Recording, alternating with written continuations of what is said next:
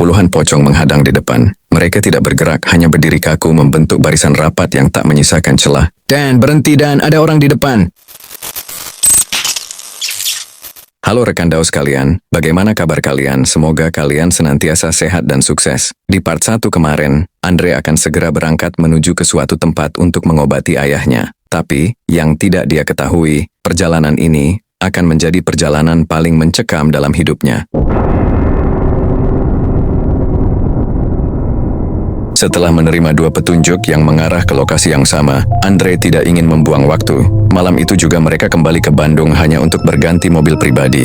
Tepat pukul 2 dini hari, mereka berangkat. Alamat itu menunjuk ke sebuah desa terpencil di ujung Madura. Mobil itu dikemudikan oleh paman Andre, Paman Danu, pria yang biasanya pemberani namun kini wajahnya tegang. Andre duduk di bangku depan, matanya terus terjaga memantau peta. Di kursi belakang, suasana begitu berat. Ayah Andre berbaring lemas di pangkuan ibunya, sementara Bibi Lastri, istri Paman Danu, tak henti-hentinya memutar tasbih dengan bibir bergetar membaca doa. Baru saja roda mobil keluar halaman rumah. Tiba-tiba, brak! Suara benda berat menghantam atap mobil membuat mereka semua terlonjak. Paman Danu menyadari, area di sekitaran bukanlah yang dia kenal. Tempat itu seperti hutan, padahal dia baru saja keluar dari halaman rumahnya. Tanpa banyak mikir, pamannya menginjak gas sekencang-kencangnya. Dan tiba-tiba, shriek, shriek, shriek. Suara kuku tajam menggaruk atap logam mobil terdengar jelas. Suaranya memanjang, seolah sesuatu yang besar sedang merangkak di atas sana. Tak lama, mesin mobil mendadak menderu keras.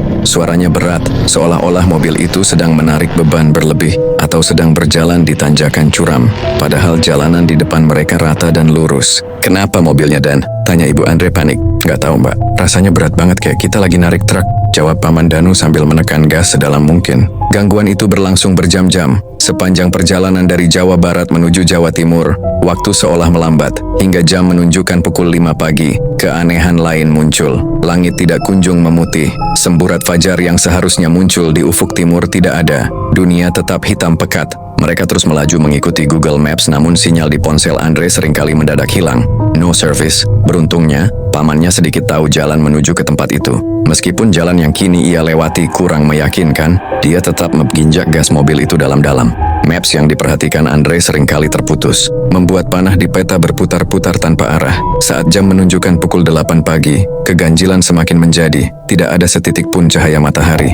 Jalanan tetap sepi, gelap dan berkabut tebal. Lampu jalan tidak ada yang menyala. Hanya lampu mobil mereka yang membelah kegelapan yang terasa padat. "Ini jalan apa sih, Dan? Kok gelap terus? Harusnya sudah terang benderang jam segini," bisik Bibi Lastri ketakutan.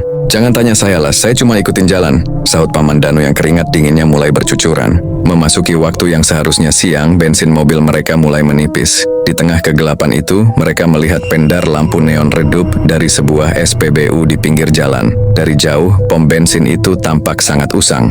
Catnya mengelupas, atapnya miring, dan suasana di sekitarnya sangat senyap, seolah-olah bangunan itu sudah ditinggalkan puluhan tahun. Namun, karena terdesak, Paman Danu memutuskan untuk masuk. Seorang karyawan SPBU muncul dari balik mesin pompa.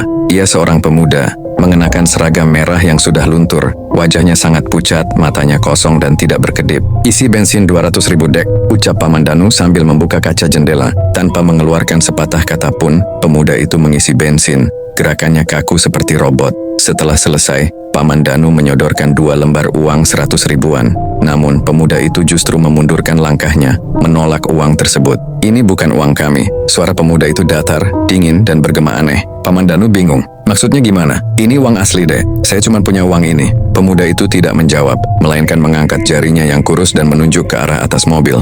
Paman Danu dan Andre menoleh. Di atas kap mesin, tepat di dekat kaca depan, ada selembar daun kering yang entah sejak kapan ada di sana. "Gunakan itu," ucap si pelayan. Paman Danu meski bingung dan setengah gemetar mengambil daun itu. Anehnya, begitu daun itu berpindah ke tangan si pelayan, daun tersebut berubah di mata mereka menjadi lembaran uang lama yang kusam. Pelayan itu menyunggingkan senyum yang sangat lebar, hingga mencapai sudut matanya. Senyum yang tidak alami. "Hati-hati di jalan," bisik pelayan itu saat mobil mulai bergerak. "Akan ada banyak gangguan." Dia tidak mau mangsanya lolos. Andre menoleh ke belakang saat mobil melaju. SPBU itu hilang ditelan kabut hitam hanya dalam hitungan detik. Tapi dia nggak terlalu memperdulikan itu.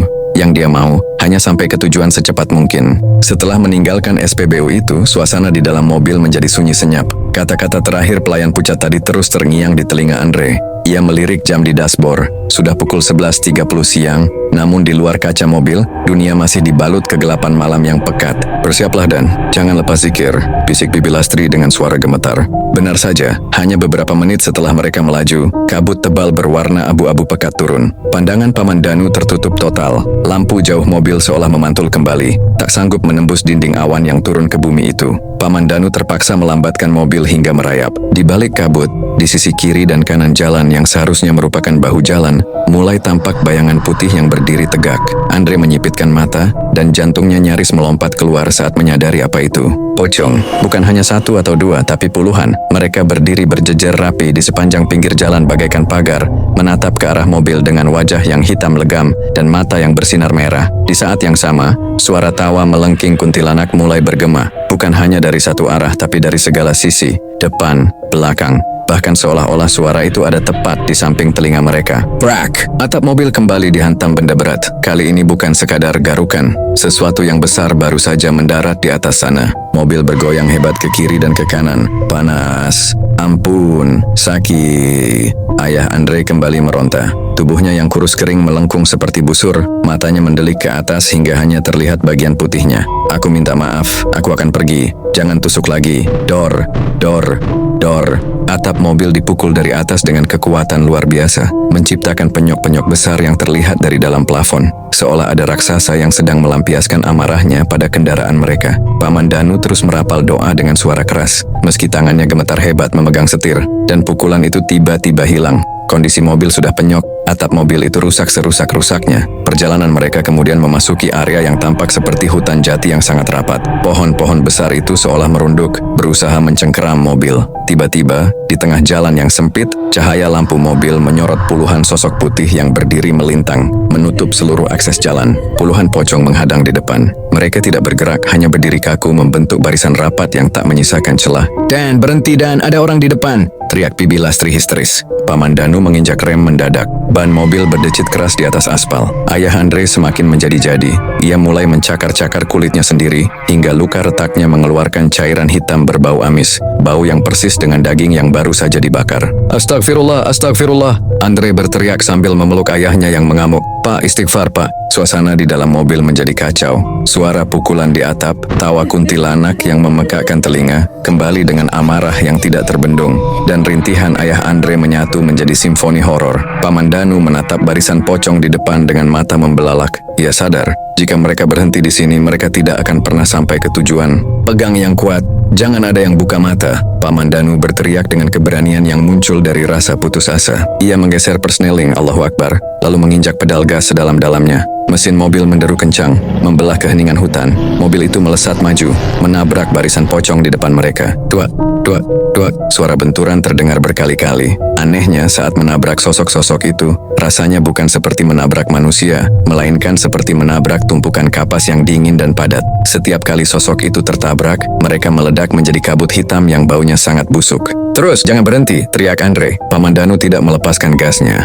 Mobil itu terus melaju liar, menembus teror yang seolah tak berujung, menuju satu tujuan yang menjadi harapan terakhir mereka. Ketegangan yang mencekik selama berjam-jam itu perlahan mulai mengendur saat jarum jam menyentuh angka jam 5 sore. Seolah bayu saja keluar dari mulut naga, mobil yang dikemudikan Paman Danu mendadak menembus dinding kabut terakhir. Pemandangan hutan jati yang suram lenyap seketika, berganti dengan jalan raya yang ramai. Cahaya matahari sore yang kemerahan menyapa kaca depan, membuat mata mereka perih karena sudah terlalu lama berada dalam kegelapan yang tak wajar. Kita sudah kembali? Bisik Bibi Lastri tak percaya melihat hiruk pikuk kendaraan di sekitar mereka. Paman Danu tidak menjawab. Ia hanya fokus menginjak gas menuju koordinat terakhir di Madura, tepat pukul 5:45. Saat langit mulai menguning menuju maghrib, mereka sampai di depan sebuah gerbang kayu besar yang dikelilingi pagar batu. Di sana, seorang pria berusia sekitar 40 tahun sudah berdiri tegak. Ia mengenakan baju khas Madura, pesaan berwarna hitam longgar, sarung bermotif batik, dan ikat kepala, udeng. yang rapi. Pria itu tersenyum tenang, seolah-olah ia sedang menunggu tamu yang sudah berjanji akan datang sejak lama. "Silakan masuk, saya sudah siapkan tempatnya," ucap pria itu tanpa menunggu mereka bertanya. Ia adalah Pak Parman. Dengan cekatan, Andre dan Paman Danu memapah sang ayah yang kondisinya sangat mengenaskan. Mereka dibawa ke sebuah ruangan khusus yang berbau harum kayu gaharu dan rempah-rempah. Ayah Andre dibaringkan di atas dipan kayu yang dialasi kain putih bersih. Pak Parman meminta keluarga menunggu di luar. Waktu berlalu dengan lambat. Andre duduk di kursi kayu dengan gelisah, matanya terus melirik jam dinding. Paman, tante, dan ibunya sudah tertidur lelap di ruang tamu. Barulah pada pukul 8 malam, pintu ruangan itu terbuka. Pak Parman keluar sambil menyeka keringat di dahinya dengan handuk kecil. "Waktu kalian sebenarnya tersisa 15 menit lagi," ucap Pak Parman dengan suara berat namun tenang. "Kalian sangat beruntung bisa sampai tepat waktu. Jika jam 6 kalian belum menginjakan kaki di tanah ini, maka kalian semua akan mati. Entah karena kecelakaan maut di jalan atau terjebak selamanya di hutan gaib yang kalian lalui tadi." Andre merinding mendengar ucapan itu. Ternyata teror di hutan tadi bukan sekadar halusinasi. "Bagaimana keadaan Bapak, Pak?" tanya Andre cepat. "Alhamdulillah, Bapak kalian sudah sembuh sepenuhnya. Dia sedang tidur lelap. Menginaplah di sini 1 malam. Besok dia akan bangun dan sembuh seperti semula seolah tidak pernah terjadi apa-apa," jawab Pak Parman sambil tersenyum tipis. "Sebenarnya, apa yang terjadi dengan Bapak saya, Pak? Kenapa medis tidak bisa mendeteksi apapun?" Andre akhirnya memberanikan diri bertanya. Pak Parman duduk di hadapan mereka, wajahnya berubah serius. "Bapak kamu disantet oleh sesama pebisnis. Di pasar tempat ayahmu berjualan, ada orang yang sangat iri, sesama pedagang sate juga. Dia gelap mata karena dagangan ayahmu selalu habis lebih dulu dan pelanggannya lebih banyak. Dia ingin mencelakai ayahmu agar usahanya tutup, dan orang-orang terpaksa hanya membeli sate darinya. Tapi Pak, di rumah kami sudah periksa semua sudut. Tidak ada benda aneh seperti paku atau kain kafan. Para ustadz yang memeriksa Bapak juga tidak memberitahu apa-apa. Sebenarnya, apa media santetnya?" Pak Parman tertawa kecil. Suara tawanya terdengar bijak namun misterius. "Kalian tidak akan menyadarinya karena medianya sangat sederhana. Medianya ada pada tusuk sate." Andre terhenyak, kepalanya seolah dipukul benda tumpul. "Bukannya sebelumnya sudah ada seorang kakek tua yang memberitahumu di bus agar semua tusuk satenya dibuang? Apa kamu tidak ingat?" tanya Pak Parman sambil menatap tajam mata Andre. Andre terengganga. "Jadi kakek itu siapa dia, Pak?" Dia adalah penjaga yang dikirim untuk menuntunmu. "Tanpa peringatannya, kamu mungkin sudah tidak memiliki petunjuk dan menyerah di tengah jalan," jelas Pak Parman. "Dengar Andre, sesampainya di rumah nanti, buang semua stok tusuk sate yang ada. Jangan dipakai lagi, ganti dengan yang baru. Tapi sebelum dipakai, rendam dulu dengan air doa yang akan saya berikan nanti." Pak Parman kemudian merendahkan suaranya. "Kunci utamanya ada di bawah tempat tidur bapakmu. Di sana terkubur banyak sekali tusuk sate yang sudah dibacakan mantra kutukan. Itu yang membuat bapakmu merasa seperti ditusuk dan dibakar. Kumpulkan semuanya, jangan ada yang tertinggal, lalu bakar semuanya sampai jadi abu. Sekarang istirahatlah, besok pagi kalian bisa pulang membawa bapakmu kembali." Malam itu untuk pertama kalinya setelah sekian lama, Andre bisa bernapas lega. Teror yang menghantuinya dari Surabaya, Bandung, Jakarta, hingga ke pelosok Madura akhirnya menemukan titik terang. Sinar matahari pagi di tanah Madura terasa begitu hangat dan nyata. Tidak ada lagi kegelapan abadi atau kabut hitam yang menyesakan. Andre terbangun dengan perasaan yang jauh lebih ringan saat ia melangkah ke ruang bapaknya bersama dengan Danu, Lestari bibinya, dan juga ibunya. Dia melihat bapaknya sedang duduk di atas sebuah kasur. Wajahnya kembali berisi, lebam keunguan itu hilang tanpa bekas, digantikan rona merah sehat. "Andre, kita di mana ini, Nak? Kok Bapak bisa ada di sini?" tanya ayahnya dengan wajah bingung. Bapak ingatnya kemarin habis jualan sate, terus pusing sedikit. Kok sekarang bangun-bangun sudah di rumah orang? Kapan kita berangkatnya? Andre dan ibunya saling pandang dengan mata berkaca-kaca. Mereka memutuskan untuk tidak menceritakan semua horor yang terjadi secara detail agar tidak membebani pikiran sang ayah. "Bapak sakit kemarin, jadi kita bawa berobat ke sini. Alhamdulillah Bapak sudah sembuh," jawab Andre singkat sambil memeluk ayahnya. Sebelum pulang, Paman Danu mendekati Pak Parman untuk berpamitan. Sebagai bentuk rasa terima kasih, Paman Danu menyerahkan sebuah amplop coklat yang cukup tebal. Pak Parman menerimanya, membukanya perlahan. Namun ia hanya mengambil 2 lembar uang 100 ribuan. "Ini saja sudah cukup untuk beli kopi dan mengganti dupa," ucap Pak Parman sambil mengembalikan sisa amplopnya. "Sisanya simpan untuk ongkos kalian pulang ke Bandung. Kalian lebih membutuhkannya." Setelah berpamitan, mereka memulai perjalanan pulang. Sebelum melanjutkan perjalanan, Danu kembali melihat bagian atas mobilnya. Dia ingin memastikan kondisi mobil yang sebelumnya sudah rusak parah. Tapi anehnya, Mobil itu kondisinya bagus seperti semula, tidak ada sedikit pun kerusakan. Tapi, udahlah, yang penting kerabatnya sembuh. Danu melihat ban depannya kempes dan memutuskan untuk mencari tukang tambal ban terlebih dahulu. Akhirnya mereka semua melanjutkan perjalanan. Di tengah jalan, Paman Danu melihat sebuah bengkel yang lumayan besar. Danu memberhentikan mobilnya dan bilang, "Mang, isi angin," ucap Danu. Pas lagi proses pengisian angin, pihak bengkel mencium sebuah bau hangus seperti besi terbakar. Pihak bengkel memberitahu Danu akan bau tersebut, dan Danu mempersilahkan untuk dicek terlebih dahulu. Setelah dicek, bener aja, mesinnya sudah hangus rekan Dao. Setelah diperiksa apa masalahnya, itu karena kehabisan bensin. Tapi yang membuat pihak bengkel itu kaget, kelihatannya bensin itu sudah habis sejak kemarin. Tapi, kenapa masih bisa sampai ke sini? Pihak bengkel kemudian nanya dari mana. "Bapak dari mana?" tanya pihak bengkel. "Saya dari Bandung, Kang," jawab Danu. Mendengar itu, kaget pihak bengkel itu. Dia kaget, juga bingung. "Bapak beneran dari Bandung?" tanya Pak Bengkel. "Iya, Kang, kenapa?" "Mesin mobil ini hangus, Kang, karena kehabisan bahan bakar. Menurut perkiraan saya, mobil ini sudah kehabisan bensin sejak kemarin. Tapi, kok bisa mobil ini masih berjalan sampai ke sini?" Mendengar itu kaget Danu. Secara, kemarin dia sudah isi bensin full lagi. Tapi kok bisa sudah habis? "Kemarin saya sudah isi penuh loh, Kang, kok bisa sudah habis? Apalagi barusan juga enak, Kang, di perjalanan," jelas Danu. "Saya tidak mau berbohong, Pak. Sebaiknya Bapak cek sendiri." Pas dicek bener aja, mesinnya hangus. Baunya nyengat banget. Mau gimana lagi ya kan? Harus diperbaiki. Setelah berjam-jam menunggu mobil itu diperbaiki, sekitar jam 9 siang, akhirnya mobil itu selesai diperbaiki. "Sudah Pak, bensinnya juga sudah diisi. Sebentar lagi kalau ada SPBU Bapak isi penuh dulu ya," ucap Kang Bengkel. "Oh iya Kang, berapa biayanya Kang?" tanya Danu. "Nggak usah Kang, tadi sudah dibayarin sama kakek-kakek." Mendengar itu kaget Danu. "Sudah dibayarin kakek-kakek?" Danu nanya, "Kakek yang mana Kang?" Dia bilang, "Barusan ada kakek-kakek lewat sekalian bayarin." Mendengar itu, ya dia cuman bisa berterima kasih kepada kakek itu dalam hati. Setelah itu, mereka melanjutkan perjalanan. Danu cerita kalau barusan dibayarin sama kakek-kakek katanya, tapi nggak tahu kakek yang mana soalnya. Danu juga nggak lihat. Mendengar itu, Andre kaget. Dia memiliki firasat kalau kakek itu adalah kakek yang selama ini menemani perjalanannya. Dia berterima kasih di dalam hati dan mendoakan kakek itu.